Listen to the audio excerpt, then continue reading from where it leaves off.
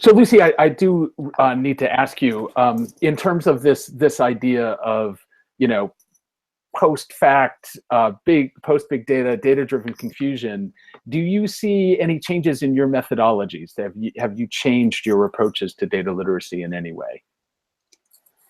I think that we just now have to be a little bit more aware of the authority that data has. I think similar to the point that Roel was bringing up, that people do quite often confuse data with the truth. So we have to be aware that when we are presenting data to people, how to kind of measure how they're responding to it, and to make sure that we have presented the data pretty ethically, and we can we can vouch for how we've put it together. Obviously, in the information warfare age that we are currently going through, it's pretty obvious that narrative wins. So the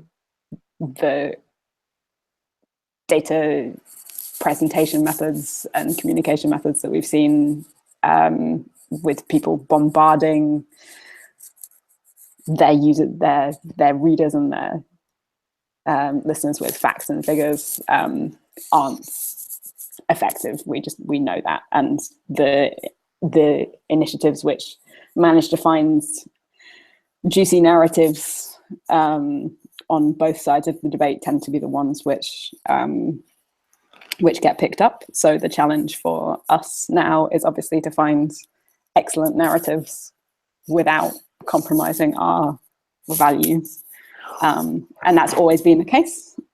Yeah, but I think there's another element in that I think is really critical to bring out, because you're right in terms of the narrative, but I think there's another element that we need to be more conscious of, which is around trust.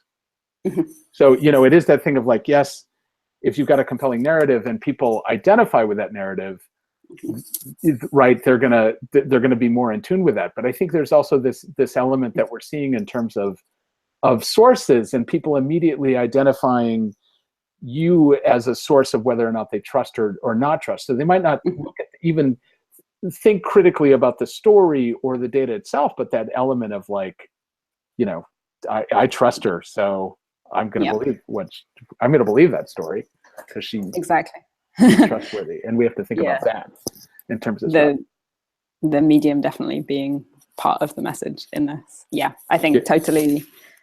People need to be aware of how they themselves are perceived, or their media outlet is perceived as a critical factor in how their message is going to be absorbed and rejected or taken on board. And I think, again, coming back to the kind of the conversation piece, I really think that some of the most compelling arguments, while they may be informed by data, will be conversational.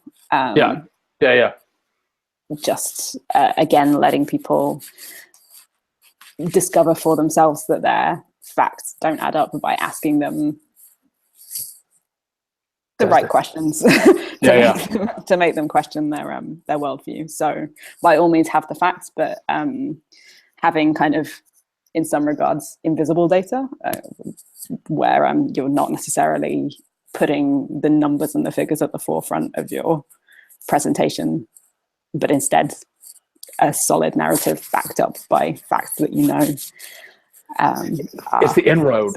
Yeah. Right. What's gonna get people to actually want to understand more what's going on. So the narrative is a great first point. It's the bit of like, what was the thing that it was, there used to be like a 3-point, I remember a 3-point process for thinking about infographics. And that was the get the story, get the detail. Get the story, get the picture, right, and then get the detail. Mm-hmm. So you're having this thing of like, okay, or like maybe it was get the gist. Yeah, get the gist. Get the story. detail. Get the detail. But I mean, I think the thing is like, you do need to be presenting things in a way that's going to get people to go deep, want to get that more information, so that they do believe the story, but then that story gets reinforced by the data. Like it goes from being just a story to being that piece of truth, right? That evidence and all that.